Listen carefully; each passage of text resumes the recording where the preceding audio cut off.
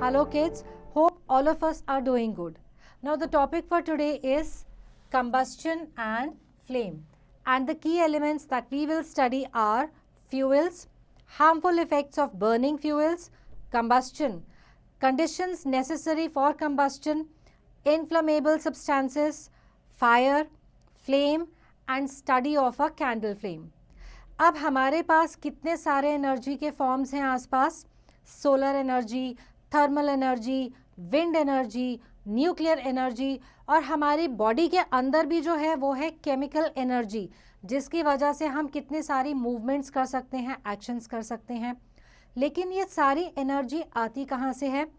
अब कहने को तो कहा जाता है कि जो खाना है, फूड, वो लाइफ के लिए फ्यूल है, लेकिन बात ये उठती है कि फ्यूल क्या है. फ्यूल्स जो हैं ये वो सब्सटेंसेस या चीज़ें हैं जिनसे कि हमें बहुत ज़्यादा हीट एनर्जी मिलती है. जितनी भी मशीन्स हैं उनको फ्यूल चाहिए. जो फ्यूल है वो एनर्जी प्रोड्यूस करता है तो वो मशीन काम करती है. इसी तरह से बॉडी को फूड चाहिए, खाना चाहिए जो फ्यूल की तरह एनर्जी प्रोड्यूस करता है और हम बाकी सारे अपने टास्क या एक्टिविटीज़ कर सकते हैं. अब फ्यूल जो हैं वो अलग अलग फॉर्म्स में आते हैं. अब फ्यूल्स कैसे हैं? जैसे कि wood, coal, charcoal, petrol, diesel, compressed natural gas जिसे हम सीएनजी कहते हैं, या फिर लिक्विफाइड पेट्रोलियम गैस जिसे हम एलपीजी कहते हैं.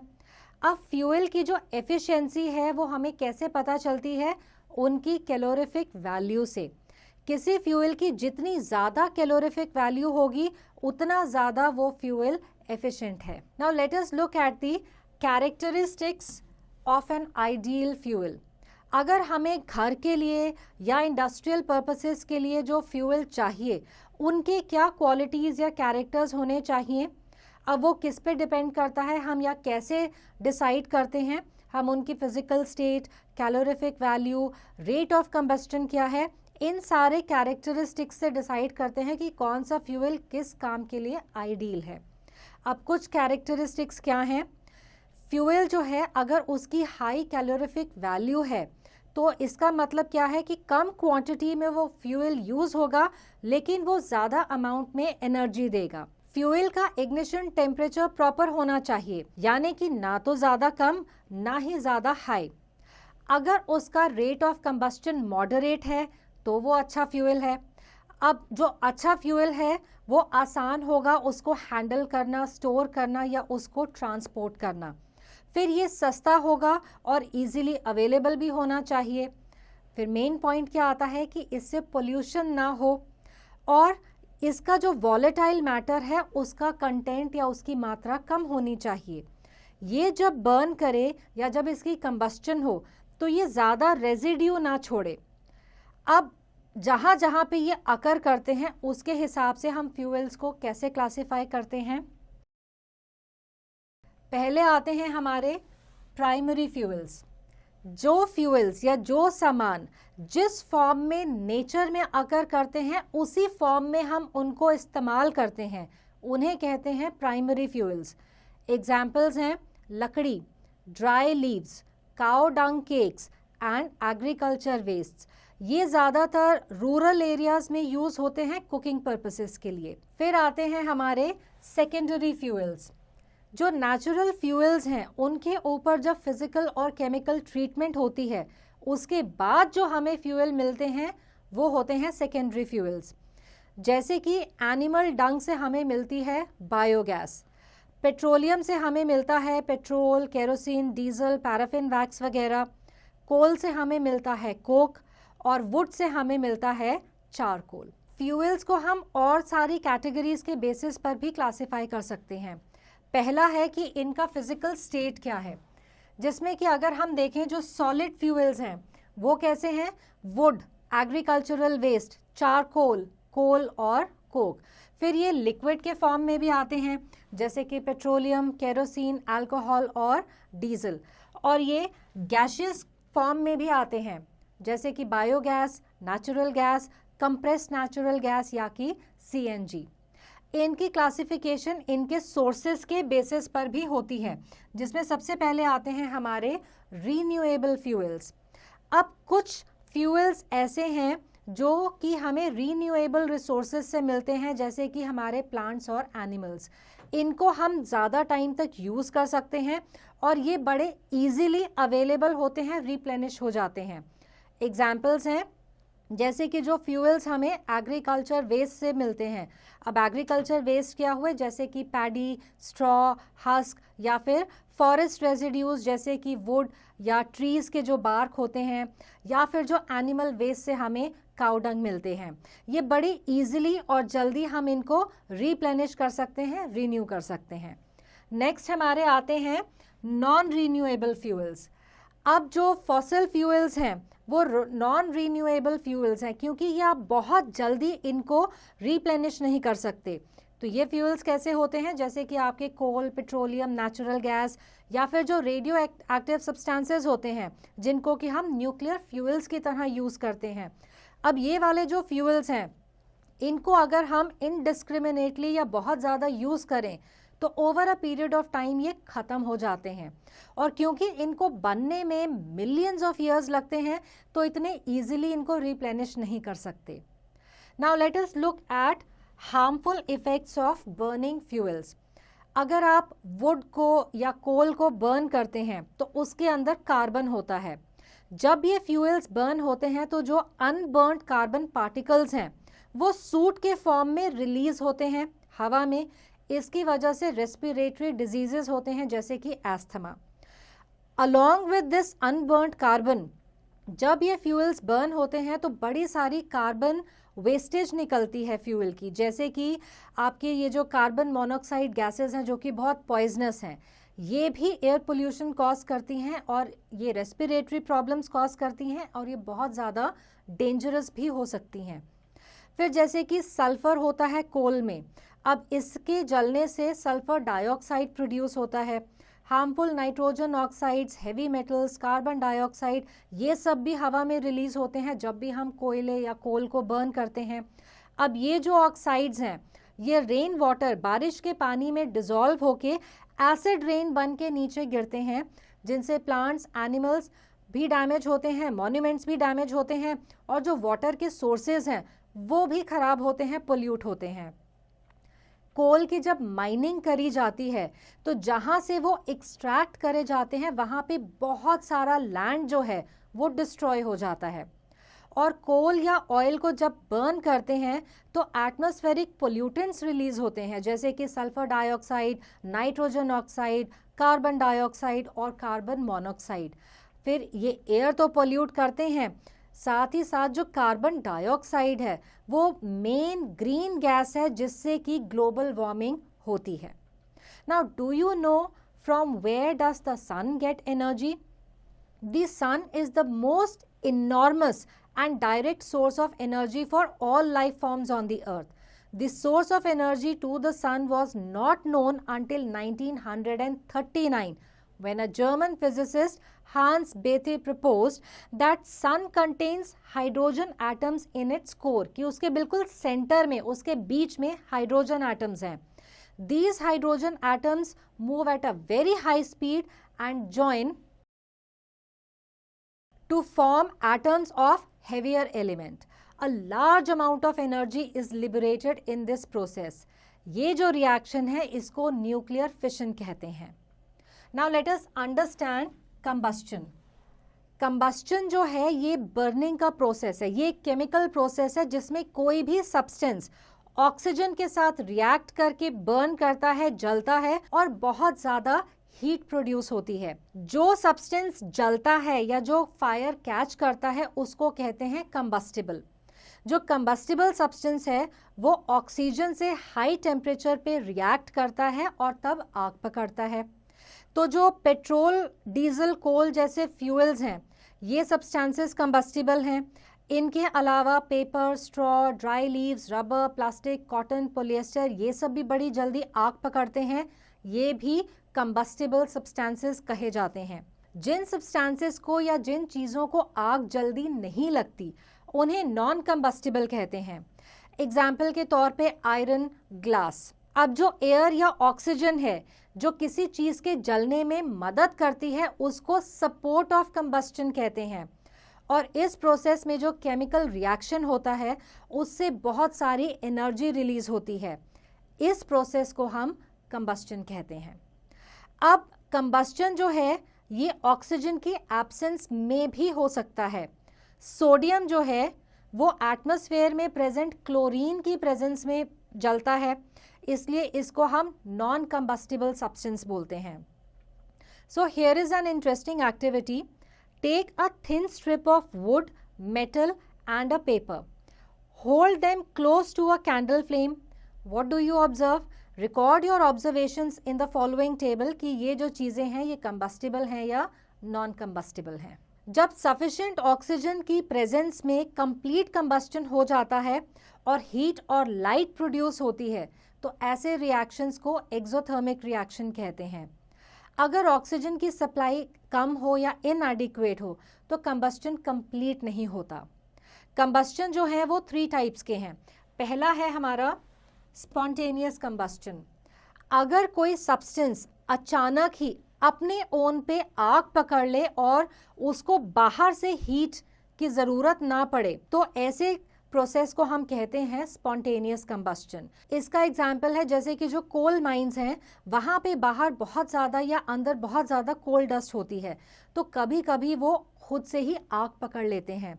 अब इससे मेजर एक्सीडेंट्स हो सकते हैं और जो कोल माइनर्स हैं, जो वर्कर्स वहाँ काम कर रहे हैं, उनकी जान को खतरा होता है। अब स्पॉन्टेनियस कंबस्टन का और एग्जाम्पल अगर हम लें तो गर्मियों में कई बार जंगल में आग लग जाती है। अब ये आग या तो कोई भी छोटी सी वहाँ स्पार्किंग हो जाए जैसे कि किसी ने सिगरेट का जलता हुआ सिरा फेंक दिया, या फिर अगर मान लो कि लाइटनिंग हुई आकाश में उससे हो सकता है, या फिर जो सन की हीट आती है नीचे उससे जो सूखी पत्तियां या ट्विग्स हैं वो अपने आप गर्म होके आग पकड़ लेती हैं। ये स्पॉन्टेनियस कंबस्टन के एग्जाम्पल हैं। फिर फास्फोरस को अगर हम हवा में छोड़ दें तो कुछ टाइम में ये ऑटोमेटिकली जलने लगता है। फास्फोरस जो है वो हवा से रिएक्ट करके ऑक्साइड फॉर्म करता है और इसमें भी फिर एक्सोथर्मिक रिएक्शन होता है, हीट निकलती है। तो जो हीट निकलती है उससे बाकी का जो वाइट फास्फोरस है वो जलना शुरू कर देता है। इसको अवॉइड करने के लिए फास्फोरस हमेशा पानी में स्टोर करके रखा जाता है। इसी तरह से जो सोडियम है वो हवा से कांटेक्ट में आने पर जलने लगता है तो इसको केरोसिन में स्टोर करते हैं। अब नेक्स्ट टाइप का जो रिएक्शन है वो है रैपिड कंबस्टन। इसमें क्या होता है कि अगर किसी चीज़ के पास आप जलती हुई माचिस की तीली या लाइटर जैसी कोई चीज़ लाते हैं जिसमें कि गर्मी है, आग है, उससे ये सामान या चीज़ आग पकड़ लेती है एकदम से और बहुत ज़्यादा हीट और लाइट प्रोड्यूस करती है, तो ऐसे रिएक्शन को हम रैपिड कंबस्टन कहते हैं। रैपिड कंबस्टन में भी कम टाइम में बहुत ज़्यादा हीट रिलीज होती है। अब इसके क्या एग्जाम्पल्स हैं? जो एलपीजी के गैस स्टोव्स हैं उनके पास अगर आप माचिस की तीली या लाइटर लाते हैं तो अचानक से एकदम से आग लगती है और हीट और लाइट प्रोड्यूस होती है। इसी तरह से अगर आप थोड़ा सा अल्कोहल किसी पेट्री डिश में लें और उसके पास जलती हुई माचिस की तीली ले आएं तो वो अल्कोहल जो है आग पकड़ लेता है एकदम से और आपको एक ब्लू कलर की फ्लेम नजर आती है। तीसरे टाइप का जो है उसको कहते हैं explosion. A sudden combustion reaction जिसमें कि बहुत ज़्यादा अमाउंट में गैस इवॉल्व होती है हीट और लाइट और साउंड के साथ, तो उसको एक्सप्लोजन कहते हैं। एग्जाम्पल्स क्या हैं? जो दिवाली में आप पटाखे या क्रूड बॉम्ब्स जलाते हैं वो इसके एग्जाम्पल्स हैं। So you might have seen the explosion of crackers during Diwali festival. They explode when they come in contact with a burning splinter and some explode when pressure is applied on them. So one should be careful while handling crackers as they may cause tremendous destruction due to energy released during the explosive reaction. Now let us look at the conditions necessary for combustion and the first one is the ignition temperature. आपने observe करा होगा कि कुछ चीज़ें जो हैं हवा के कांटेक्ट में आते ही जल पड़ती हैं और कुछ चीज़ों को जलने में ज़्यादा टाइम लगता है। ऐसा इसलिए होता है कि अलग चीज़ों का अलग इग्निशन टेम्परेचर होता है। जिस टेम्परेचर पे कोई एक पर्टिकुलर सब्सटेंस एयर की प्रेजेंस में जलना शुरू कर देता है उस टेम्परेचर को इग्निशन टेम्परेचर कहते हैं। So a combustible substance will not catch fire as long as the temperature is below the ignition temperature. Jin substances का ignition temperature low है वो room temperature में भी जल्दी से आग पकड़ लेते हैं, और जिनका ignition temperature ज़्यादा है उनको ज़्यादा टाइम लगता है आग पकड़ने में। अगर किसी चीज़ का ignition temperature room temperature से कम है तो जो combustion है वो बिना heating के हो जाती है, इसको हम कहते हैं स्पॉन्टेनियस कंबस्टन। अगर कंबस्टन जो है वो बहुत धीरे हो और कम टेम्परेचर पे हो तो उसको कहा जाता है स्लो कंबस्टन। एग्जाम्पल के तौर पे जब ह्यूमन बॉडी के अंदर रेस्पिरेशन होती है तो जो कंबस्टन होती है वो स्लो कंबस्टन होती है। On the other hand the ignition temperature of white phosphorus is 35 degree Celsius. तो गर्मियों में रूम का टेम्परेचर अगर 35 डिग्री सेल्सियस से ऊपर है तो फॉस्फोरस जो है वो स्पॉन्टेनियसली जल पड़ता है या इग्नाइट हो जाता है। विलेजेस में जो काऊ डंग, गाय का गोबर है, उसके उपले या केक्स बनाए जाते हैं, या फिर जो लकड़ी इकट्ठी करी जाती है उसको फ्यूल की तरह कुकिंग के लिए यूज़ करते हैं। अब लोग क्या करते हैं कि जो लकड़ी है उसके ऊपर थोड़ा सा केरोसिन छिड़क देते हैं, क्योंकि केरोसिन जो है बड़ी जल्दी आग पकड़ता है, ये हाईली इन्फ्लेमेबल है। तो और जो वुड है उसका जो इग्निशन टेम्परेचर है वो लो है, तो वो इतनी जल्दी आग नहीं पकड़ता। अब हम आते हैं एयर पे। कंबस्टन रिएक्शन होने के लिए एयर बहुत ज़रूरी है। अगर एयर नहीं है तो कंबस्टन होगा ही नहीं। अब इसको हम एक एक्टिविटी की हेल्प से अंडरस्टैंड करते हैं। So to demonstrate air is necessary for combustion, take a candle, matchbox and a glass jar. Take the candle and light it up. Place the glass jar over the candle and watch for some time. You will observe that the candle stops burning after some time. Candle takes some time to stop burning because until air is available in the jar, combustion takes place. But as all the air is used up, it stops burning. So this shows that air is necessary for combustion. Now let us look at inflammable substances.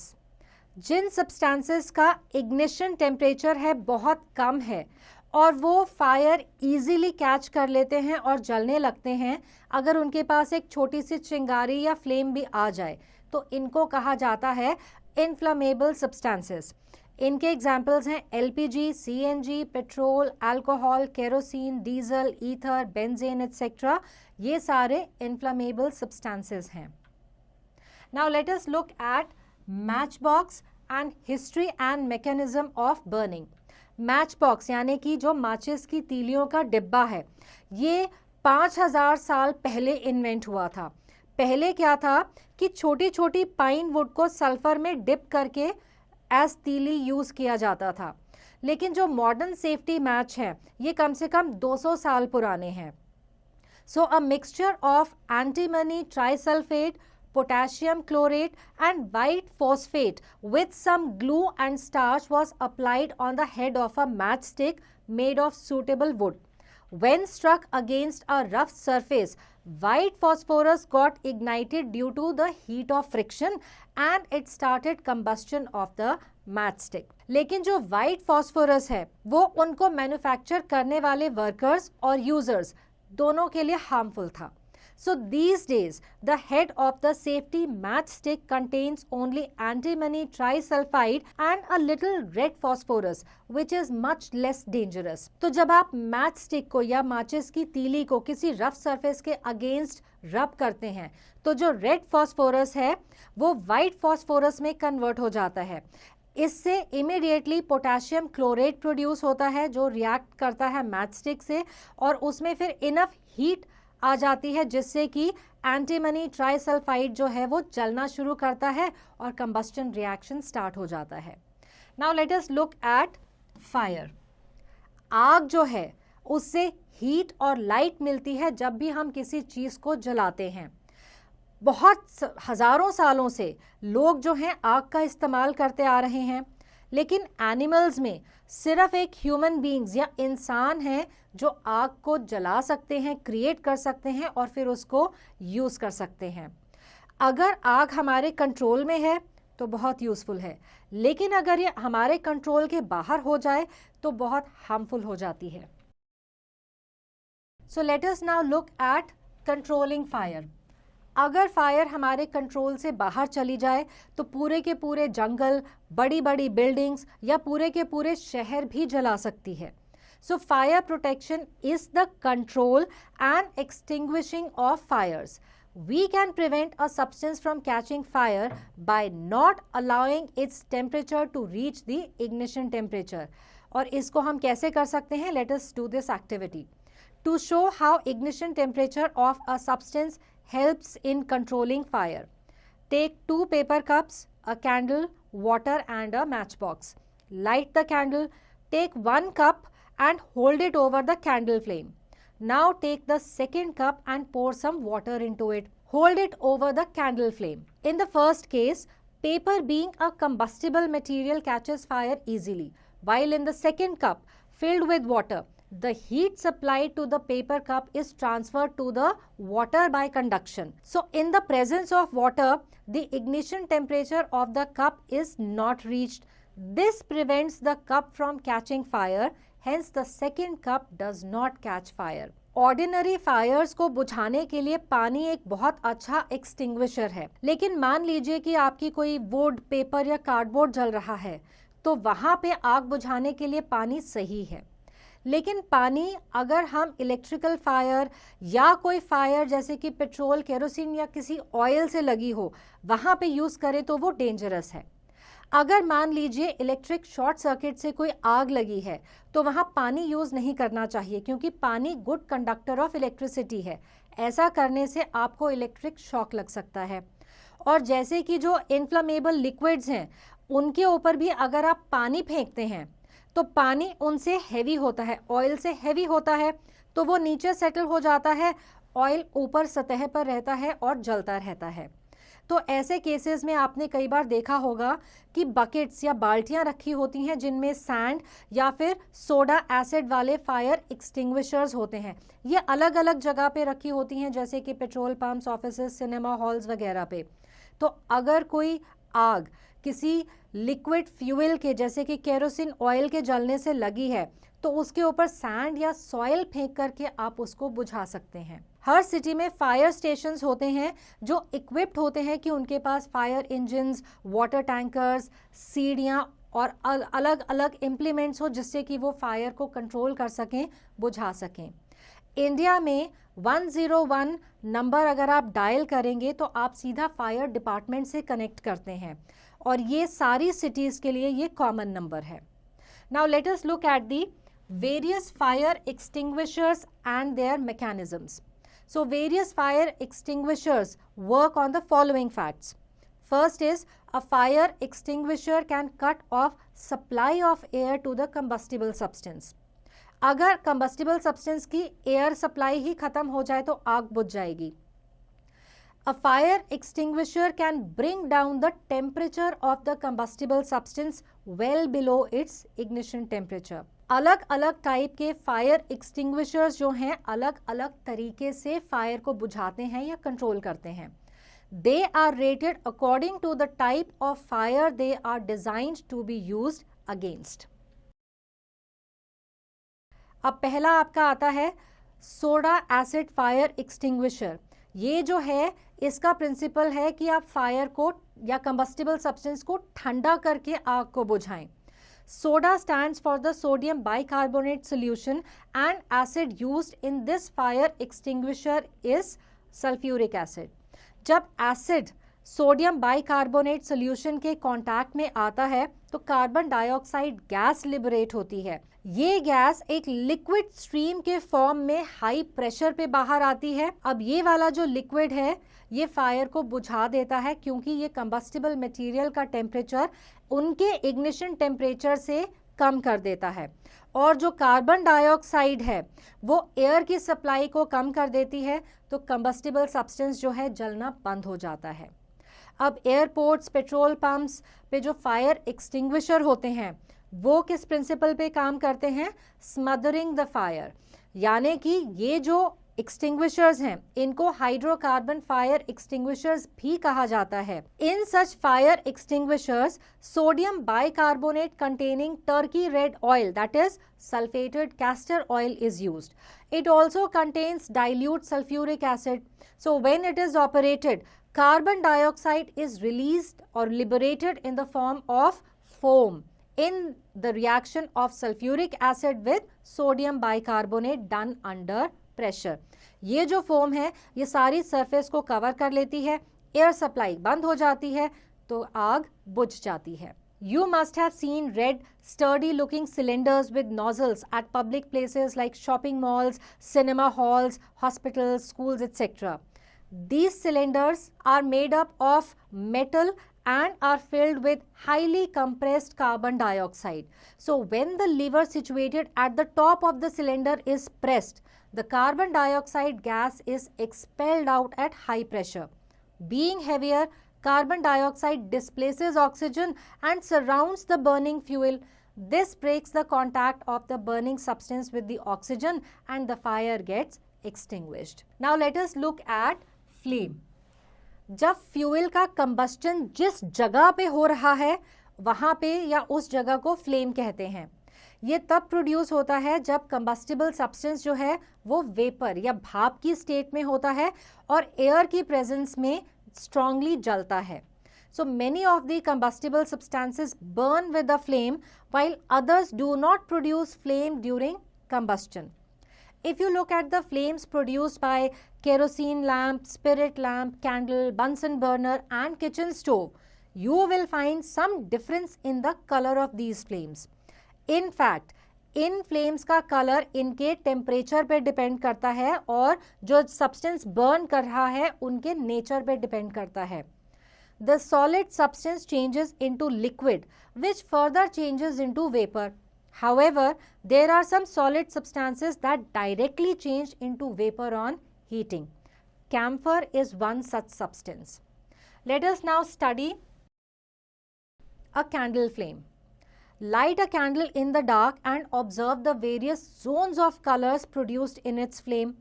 A candle has 3 zones of colors: non-luminous zone, luminous zone and dark zone.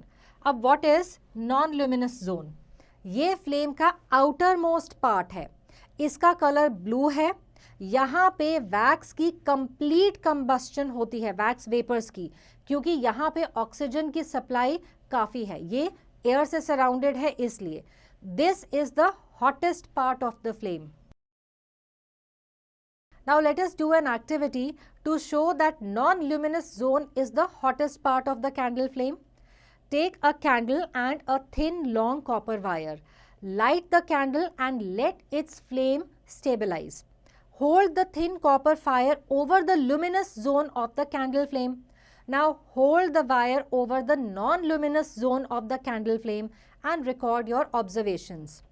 The wire becomes black in luminous zone of the flame. It gets red hot in the non-luminous zone of the flame. It shows that the non-luminous zone is the hottest part of a flame. Now we come to the luminous zone. ये flame का बीच वाला हिस्सा है, ये yellow colour का है क्योंकि यहाँ पे एयर की सप्लाई थोड़ी कम है, तो यहाँ पे जो अनबर्न्ड कार्बन पार्टिकल्स हैं वो राइज हो रहे होते हैं। यहाँ पे जो हीट प्रोड्यूस होती है वो वैक्स वेपर्स को कार्बन पार्टिकल्स में कन्वर्ट करती है, और जब ये अनबर्न्ड कार्बन पार्टिकल्स बहुत ज़्यादा गर्म हो जाते हैं तब ये एक येलो कलर की लाइट एमिट करते हैं। ये रीजन जो है ये मॉडरेटली हॉट है, तो जो येलो फ्लेम है ये अपने पीछे एक ब्लैक कलर का सूट या रेजिड्यू छोड़ जाती है, और ये क्या होता है, ये अनबर्न्ड कार्बन पार्टिकल्स हैं। So let us do an activity to show that the luminous zone of the candle flame contains unburnt carbon particles. Take a candle, a clean glass slide and a matchbox. Fix the candle at the table and light it. hold a clean glass slide for some time over the luminous zone. You will observe a dark black ring is formed on the glass slide due to the deposition of unburnt carbon particles which form soot. Then comes the third, that is the dark zone. ये flame का सबसे अंदर का हिस्सा है और जो Wick जो जहाँ पे आग लगती है ये सबसे उसके नज़दीक है। यहाँ पे ऑक्सीजन सप्लाई नहीं है, इसलिए यहाँ पे कंबस्चन नहीं होती।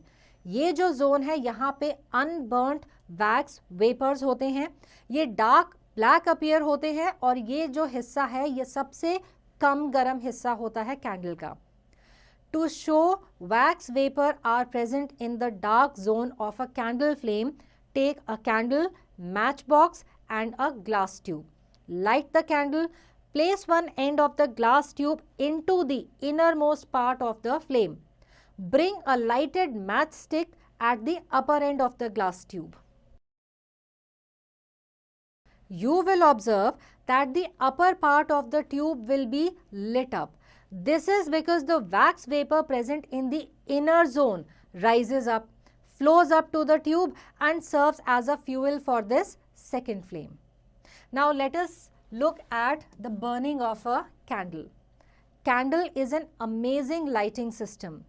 कैंडल जो है इसके दो पार्ट्स होते हैं, एक फ्यूल जो कि पैराफिन वैक्स होता है और दूसरा विक जो कि एक अब्जॉर्बेंट मटेरियल का बना होता है। So when the external flame touches the end of the wick starts burning. Then the flame creeps down the sides of the wick and melts the wax surrounding the base of the wick. Then the molten wax rises up the wick, providing fuel for the flame which starts glowing. This process keeps going on throughout the cycle of burning the candle.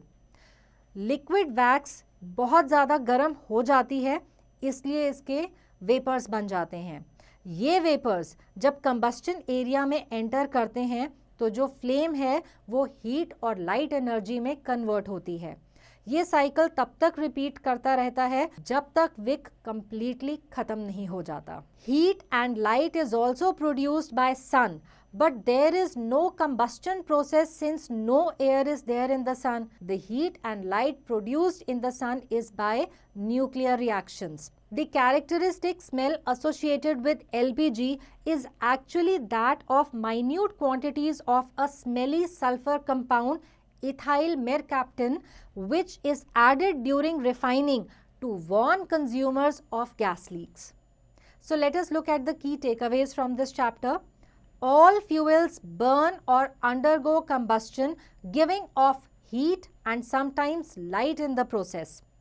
Combustion is a chemical process in which a substance reacts with oxygen and gives off heat. When a substance catches fire suddenly on its own and does not need external heat to start the combustion, the process is called spontaneous combustion.